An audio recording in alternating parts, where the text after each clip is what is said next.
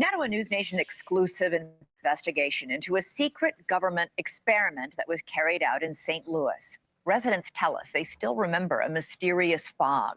Children would run through it. Mothers would try and close their windows against it. For decades, they all had questions, and now we're seeking answers. The United States Army now admits that it sprayed a chemical that contained cadmium, a known carcinogen, on a neighborhood of more than 10,000 people. Critics say this was done with no warning and no consent. Well, tonight we return to the site of that demolished neighborhood and speak with former residents who believe the government turned them into human test subjects. Although the Army admits that the test happened, it is not admitted to harming the residents. News Nation's Natasha Zubez investigates what was in the fog and why the truth may still be buried. The fog drifted through the streets like a ghost. That's exactly what it looked like, a thick fog. It was summertime and it was hot. We would just run through it as fast as we could and try to just cool ourselves off. It stuck to you. The spray was so foul as far as the odor. It made some of us have headaches, nausea, dizziness. That's what I remember. It made me sick. It wasn't the weather. It was an eerie smoke descending from rooftops, rolling from the backs of trucks. Regular flatbed truck, but it had a big machine on the back. And it had a big nozzle that really sprayed a fog you couldn't even see through. It was that thick. And it really, we felt it as it would adhere to our skin. And as far as the guys on top of the buildings, they tried to portray them to us as maintenance workers. But we was like, what is a maintenance worker doing? And basically a hazmat suit. And they had masks and goggles. In the 1950s,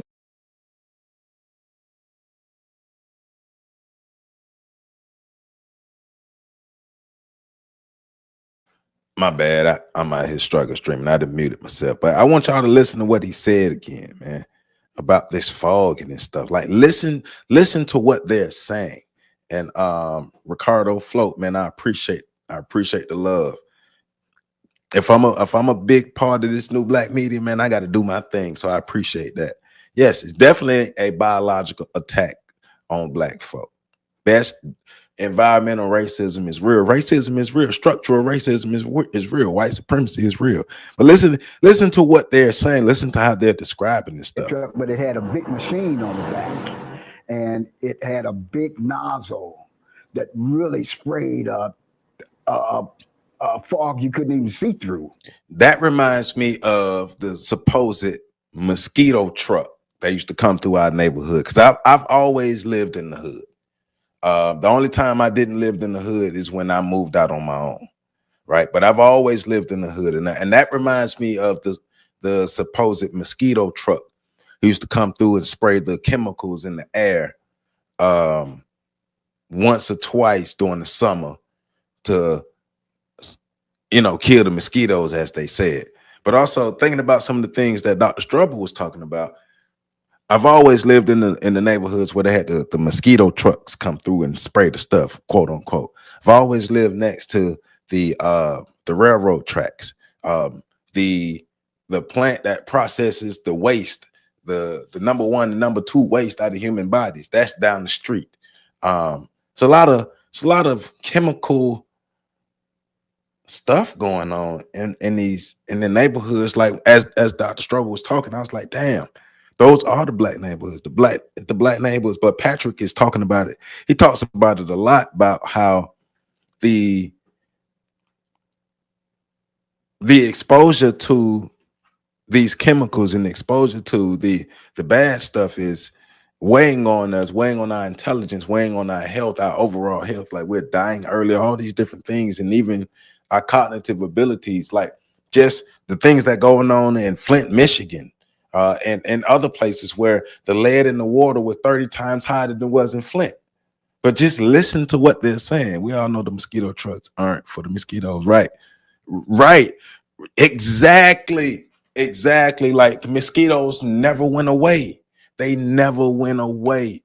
It was just worse. Like, you go outside after the mosquito truck and it smelled like a horrible smell, but the mosquitoes are still tearing your ass up. And if you lived in the neighborhood with the mosquito trucks, you know exactly what that smell I'm talking about. I can't really it's like an acidic, citrus, poisonous type of smell that you can't really describe, but you'll never forget that smell. But as a fern creator Joy said, the mosquitoes never went away. You go out, because we used to go out and play. Like we was, I'm born in '84. We always outside, right?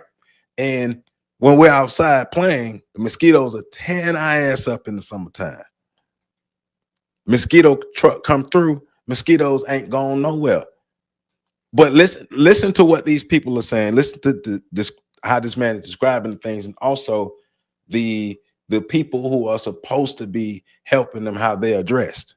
It was that thick, and it really, we felt it as it would adhere to our skin. The fog.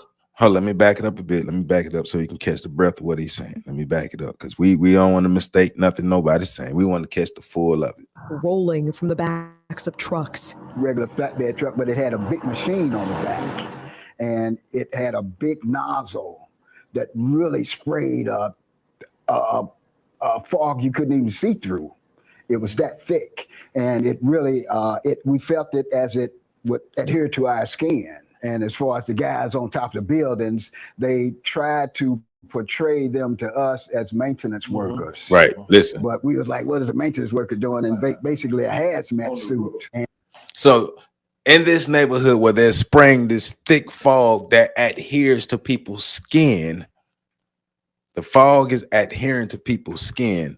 The people who are posing as maintenance workers have on full hazmat suits, while the children and the people in the neighborhood are outside exposed to it. The people who are in the whole environment, whether you close your windows or you close your doors or not, all these people are exposed to this, and the supposed maintenance workers are in full hazmat suits. And the fog don't stick to your skin.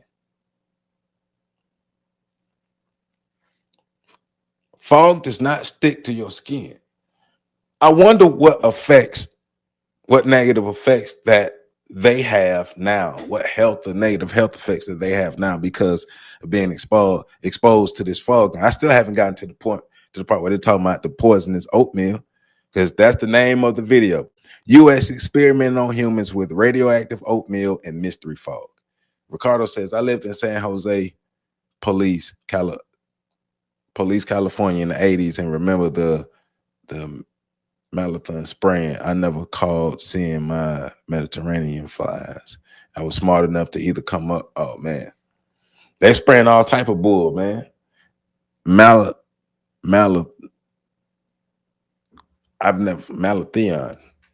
I've never heard of that before.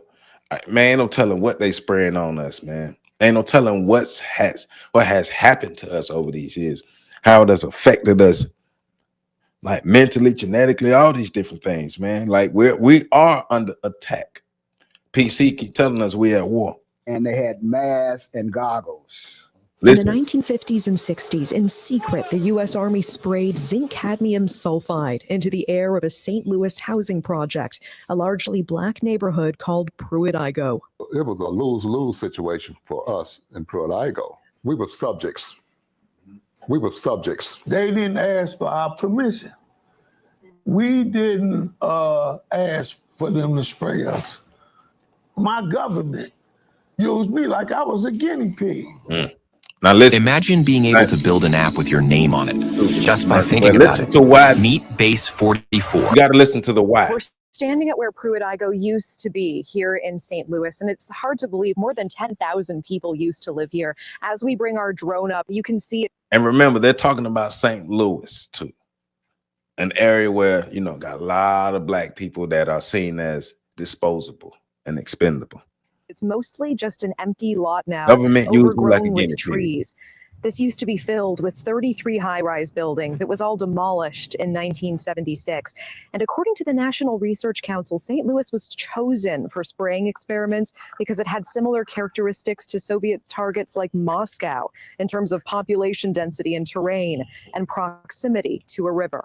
That's crazy. The government now admits to a secretive series of Cold War tests, including one dubbed large area coverage. More than 30 tests conducted across the U.S. and Canada, spraying zinc cadmium sulfide from planes, rooftops, and vehicles to simulate how a biological attack might spread. That's probably the stuff that they were spraying in the mosquito trucks. Wow, that's wild, man. They admit to experimenting on American citizens for the Cold War, or the experiment. Now, y'all exposing people. You could call it experiment. You probably was experiment, but you was also understanding that, hey, these people are disposable. And if we spray these people, then it's all good. I mean, don't nobody want them anyway. They black folk. They po folk. Who want them? That's how the government see us. They admit to it. So what's the punishment? What's the punishment for doing this bull? If we just say, yeah, we did it, we saw it, and everything is cool, is anybody go to jail, anybody get hung, like reparations, like what happens? We just admit and it's all good and everybody just talk about it. You just give these brothers the interview and that's it. Just let people talk about it. There's no rectifying the situation. Nah, I know it ain't. What am I talking about? I know it ain't. It's nothing like that gonna happen until black people come together and become a powerhouse. But y'all make sure y'all hit that like button though. Make this channel a powerhouse. Hit that like button, comment, subscribe, and share if you haven't already. Make sure you turn on that notification bell because YouTube do be shadow banning. We got to fight against the shadow ban. All to prepare for potential warfare against the Soviets. Many of us been in the military and had top secret clearances. We know how it works. We have died for America. We have fought for America. You are a veteran. I am United States Air Force veteran. Dr. Starks, you're a veteran as well. Yes, I am. I'm an Air Force veteran also. Is there a sense of betrayal here? Definitely. Definitely. They want to know if those secret tests have anything to do with what they're observing with their own eyes. I lost my two older siblings to cancer. I lost a brother last month. I've been diagnosed recently with a rare form of lymphoma. I had cancer. See, I was just asking. I wonder what's happening to them. That also makes me think about those planes dropping them chemtrails as well. So the left kidney had partial removal of my left kidney. News Nation reached out to the Army for answers. They provided a one-page response. It says the Army's own Center for Health Promotion and Preventive Medicine investigated in 1994 and found inhalation exposure would not pose a health risk. They also cite later corroborating reviews, including a 1997 review by the National Research Council. Perhaps they assumed we wouldn't read the NRC's 380-page report, but we did, and the Army's statement doesn't show the full picture. In that 1997 review, the National Research Council explicitly says repeated exposure to zinc cadmium sulfide can cause kidney or bone toxicity or lung cancer if levels are high enough. And they admitted they couldn't fully assess the risk. Why? Because some Army records remain classified, it says, for national security reasons. More troubling, key Army exposure records were missing. And when the NRC asked the Army to supply them, the Army said it couldn't find them. How convenient. How convenient for the records to be sealed and unable to be found. How convenient, right? Yeah. They're wild, man. We know how this game go. Look, I've read enough and studied enough Black history, African history, world history, European history to understand how this go. Well, how these white people do what they do, right? I understand this, man. I get it, right? Plausible deniability. Hey, man, we don't know what happened. You know what I'm saying? Or in this case, yeah, we did some of this stuff, but you want all this information. Man, we don't really got all this information. We ain't really got what you need. But what we do know is, we saw her. Y'all ain't gonna take our apology. That's it. See, Black people are ungrateful if they don't take the apology of the white supremacists for all the decades of bull they was doing. Remember, they're talking about this back in the 50s.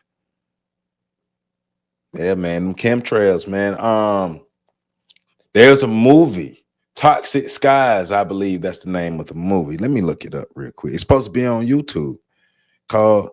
I got this thing in front of me right now. Let me look it up. It's supposed to be a movie called Toxic Skies, I believe. See if it's still on YouTube, because I remember, I think Phil Valentine or Bobby Hemmett talking about it back in the days. Let me see. Toxic Skies movie. Yep. It's a movie that came out in 2016 called Toxic Skies. That's a let me put it up here so y'all can see it. Actually, no, I can't because I'm sharing my screen. But yeah, it's a movie, Toxic Skies, came out 2016. They talk about the chemtrails and stuff. But, you know, let me let them get back into exposing the bull. Finally, the NRC considered conducting its own study, but concluded it wasn't feasible. In short, it did not test the site, collect samples, or test residents, and they didn't have access to all the data. Their review was based on what the Army gave them, and what the Army either could not find or withheld. The Army ends its statement to News Nation by saying, quote, none of the reports contained evidence of a radioactive component to the zinc cadmium sulfide dispersion tests. Residents say the secrecy and delays are no accident. They're waiting us out. They're waiting on all of us to die. As a therapist myself, I know how important it is to be able to have someone that you can talk to about your problems, to bounce ideas off of. But that's not even the whole story. Secrecy and delays are no accident. They're waiting us out. They're waiting on all of us to die. But that's not even the whole story, as residents demand to know what else could have been in that spray. They have not come clean with what was in there. Do you believe that it was just zinc cadmium sulfide in that spray? No, it was Negro killing substances in that spray. Negro killing substances in that spray. That's what was in them. That's why they targeted the communities that they targeted and did what they did and exposed all of us to the stuff that we have been exposed to over these years. That's why we have to, in our regular everyday lives, make sure that we are as healthy as we can be. Better be drinking your water. We go to the source, a researcher who has spent decades declassifying government documents about these tests. Do you believe the U.S. government sprayed some kind of radioactive material on the residents of St. Louis? Yes. I believe that they did. And the government's surprising response to our request to declassify information. I mean, what the hell? Plus, renowned activist Erin Brockovich weighs in. Do you think there's been a lie here, a cover-up here? Yes. Sure looks that way. The residents are asking for an apology from the government for being experimented on. They are asking for compensation, for health studies for themselves and their children. They're also asking for transparency. They want the government to release all the documents about this spraying. So, Elizabeth, tomorrow night on your show, we will go on a journey to try to declassify the one government document that a key researcher tells us she has never been able to expose. And we take the investigation to Erin Brockovich. For the residents still here, still fighting, the question is whether they will get any answers before it's too late. Elizabeth. Well, they have a better chance of it with you on the case. Natasha Zuvez, thank you so much. In part one of our News Nation investigation last night, we uncovered a mysterious fog that once drifted through a St. Louis neighborhood, one that residents still remember decades later. It made some of us have headaches, nausea, dizziness. they didn't ask for our permission. We didn't ask for them to spray us. My government used me like I was a guinea pig. They're waiting us out. They're waiting on all of us to die.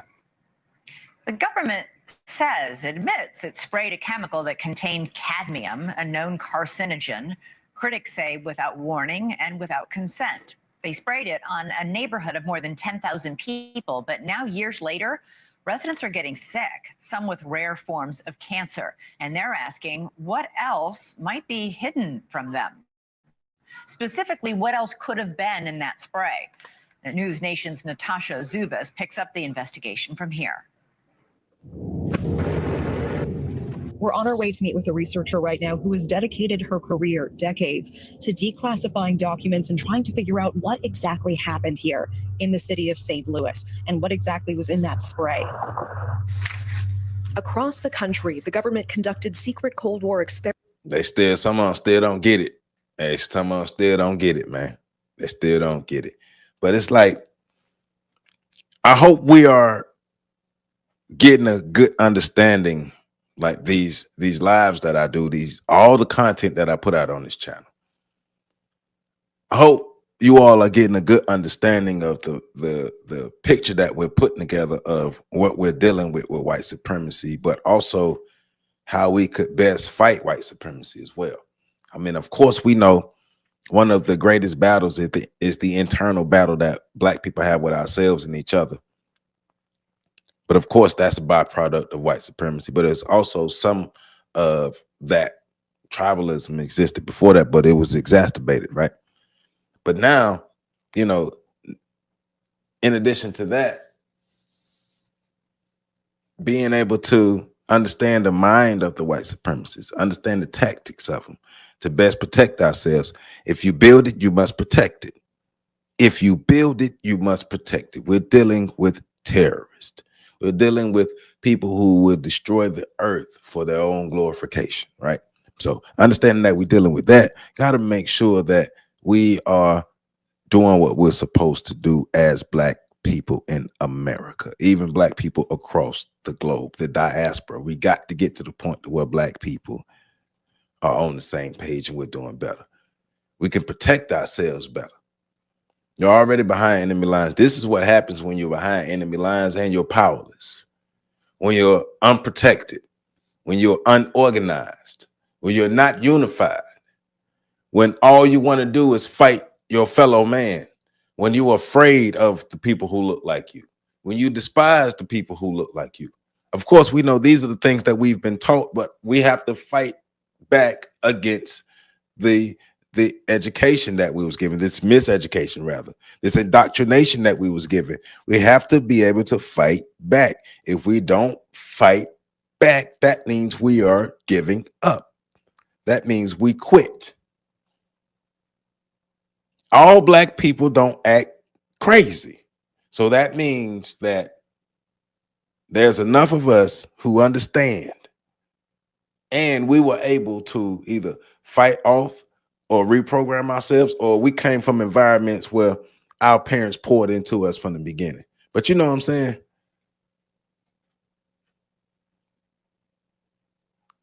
We got to start somewhere. We got to do something.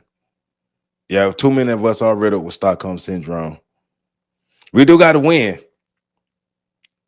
We do got to win, but we got to start somewhere. Like, damn, we got to start somewhere. There's a reason why I need to. Right. We are all POWs, prisoners of war, under this collective system of white supremacy behind enemy lines. But yeah. Experiments in plain sight. It was so secretive that we're really just now sort of digging out from underneath us to try to understand the scale of it. And Dr. Lisa Martino-Taylor helped uncover many of them. We know that they were giving radioactive cocktails to pregnant women. We know that they were feeding radioactive oatmeal to children in state schools. They've admitted to those things, and they won't.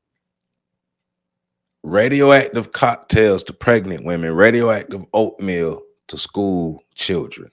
I'm gonna let us say it again. It was so secretive that we're really just now sort of digging out from underneath us to try to understand the scale of it. And Dr. Lisa Martino-Taylor helped uncover many of them. We know that they were giving radioactive cocktails to pregnant women. We know that they were feeding radioactive oatmeal to children in state schools. They've admitted to those things, and they won't release the material related to St. Louis. It's true. That's wild. That's diabolical. That's some of the most evil stuff ever. You remember the whole premise is they're using this biological warfare to experiment on Black and poor people, and the experiment is being used so they can see how they can use it against the Soviet Union in the Cold War. But they're like radioactive and biologically laced poisonous oatmeal and formula and stuff for the mothers.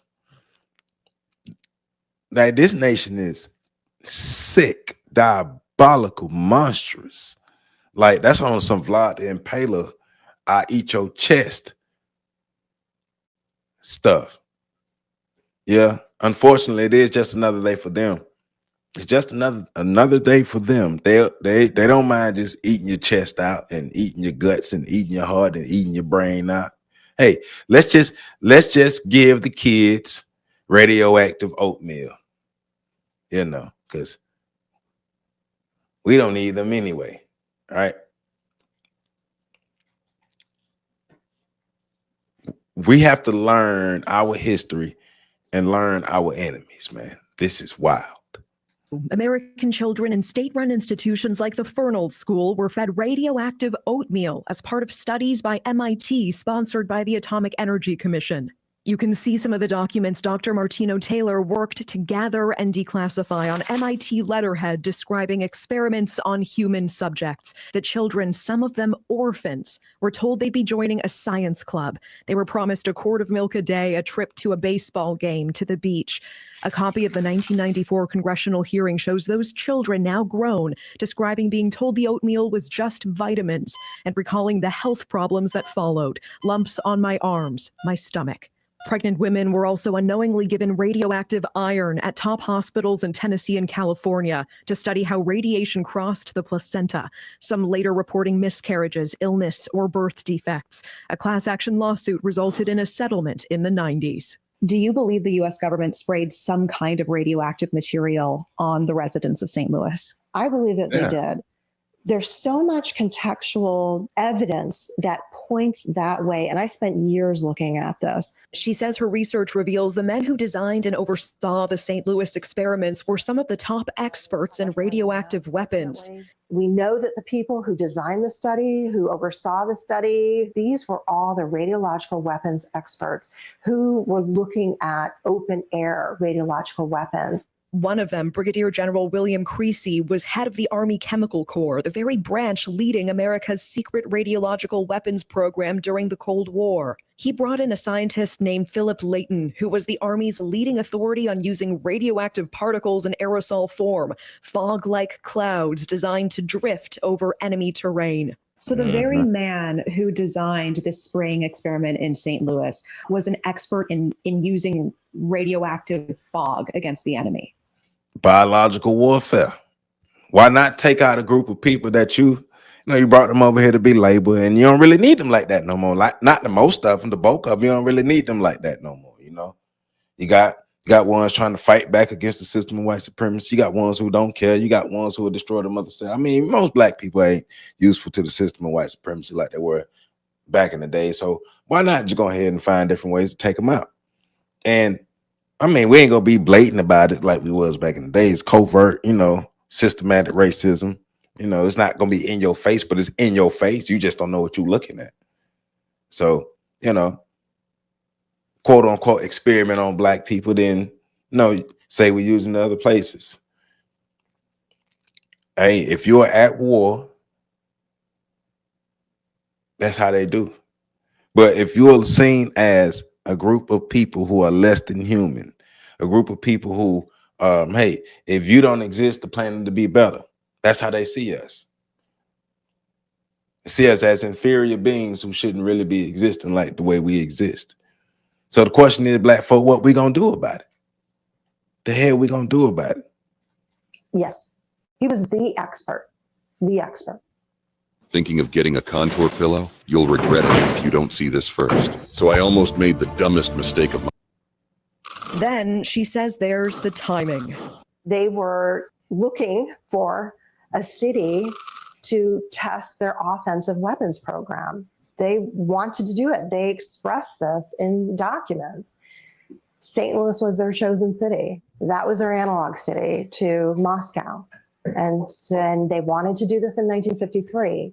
They showed up in 1953 in St. Louis. But there's one document Dr. Martino Taylor has never been able to unearth. It's still classified. The joint quarterly reports detail the spraying experiments, all written by Layton himself. The last one is missing. It's called Joint Quarterly Report 5, and we tried to get it.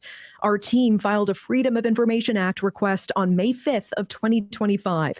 By law, the government must respond to a FOIA within 20 working days, but it's been more than 3 months with multiple follow-ups. Nothing. The silence is what's called a constructive denial, and yeah, I've been telling people about Canada for a while. Canada don't like black folk. They'll do the same thing. Same white folk, man. Same white folk. Look at the history of Canada. Same white folk. renowned activist Erin Brockovich says it reminds her of cases where the truth was hidden. So, Erin, what is your reaction to this News Nation investigation? Did this shock even you? Absolutely. I think my comment was, are we WTF the kidding me? I mean, what the hell? It's awful. I mean, the biggest thing, and I mean, white lady, whatever, man. Do your research, do your history. It's not new to this. Things like this happening to black people is not new in America. It's just the latest installment in things that we're learning about what happened to black people in America via the government and their biological warfare against us. You know, but of course, you know, you never really had to give a damn about what happened to black folks. So of course it'll be a WTF moment for you, but you know, just a, like Nemesis said, for them, for the white folk, for the white supremacists, it's just another day at the office. But for us, it's another log on the fire for us to understand who we dealing with. I've learned in 30 years is it's always the cover up that enrages people, that hurts people. And I've learned that communities can handle the truth. What they don't handle and where they'll tip a scale is the lie. So this has been a cover up, and I think that modern day agencies owe it to them, the truth. Do you think there's been a lie here, a cover up here? It sure looks that way.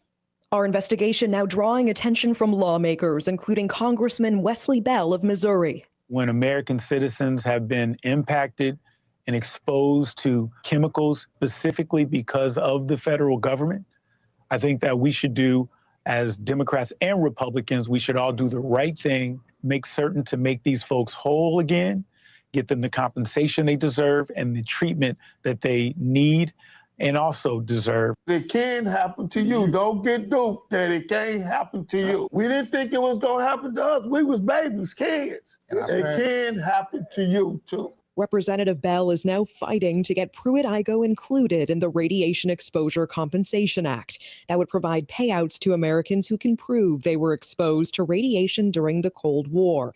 But for Pruitt-Igoe residents, there's a catch. Because key records remain classified, they haven't been able to prove what they were exposed to. What do you want everyone to know about what happened here? The truth. Whatever the truth is, we want to know the truth. I don't think we get it now. In the meantime, residents say all they can do is wait, hoping someone finally listens. When will you give up this fight? Never. Till I'm cold and dead and buried in my grave. Straight up. And Elizabeth, we asked the Army point blank, was there a radioactive component to that spray? It's interesting that they didn't just say no. Rather, they said, quote, none of the reports contained evidence of a radioactive component, pointing us to reports like a review by the National Research Council. But Elizabeth, a close read of that report shows even the NRC admitted they could not fully assess the risk of the spraying, because when they asked the Army for key records, the Army replied the documents were either classified or they were missing.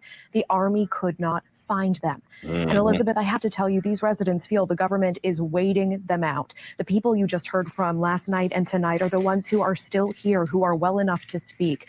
One woman we were supposed to meet with died before we could get to her. She was suffering from multiple cancers. Her daughter asked us to keep going, and we will keep pushing for information, including those classified documents, Elizabeth. All right, Natasha Zuba, stay on the case. Thank you so much for that investigation.